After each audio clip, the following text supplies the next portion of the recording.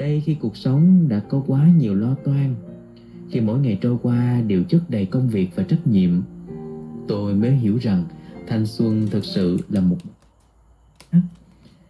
Có thể chúng ta không còn trẻ mãi, nhưng những ký ức ấy sẽ luôn ở đó, nhắc nhở rằng đã từng có một thời ta sống hết mình, yêu hết lòng, dám ước mơ và dám vấp ngã. Và phát triển truyền thông nhận định, còn về mặt quan điểm cũng đã được nhấn mạnh, đấy là đầu tư trong khoa học công nghệ là thuộc dạng là hình là đầu tư có cái mức độ rủi ro.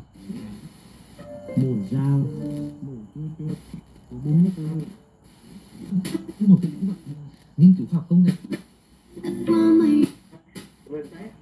Thì giống như là nhạc sĩ.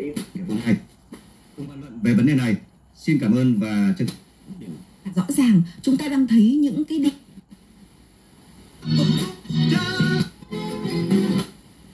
ở Hà Nội, một trong những sáng tác cũng rất là nổi tiếng của nhạc sĩ. Không biết là khi mà nghe lại bài hát này thì anh có cái cảm xúc gì không ạ?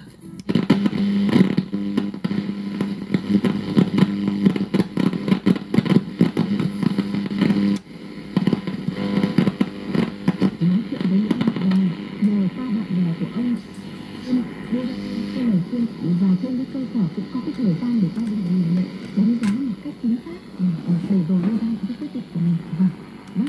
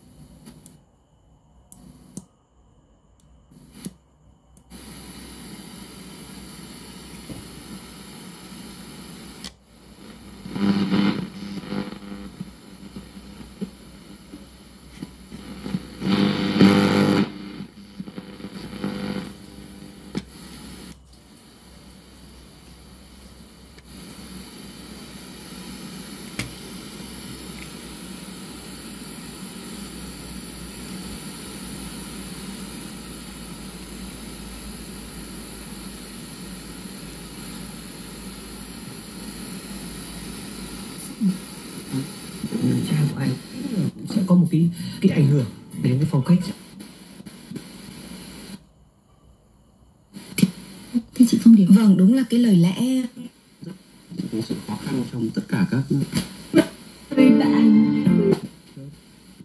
Dạ, là đá tranh đấy mà. Đá tranh là đánh cha tức là bất hiếu rồi.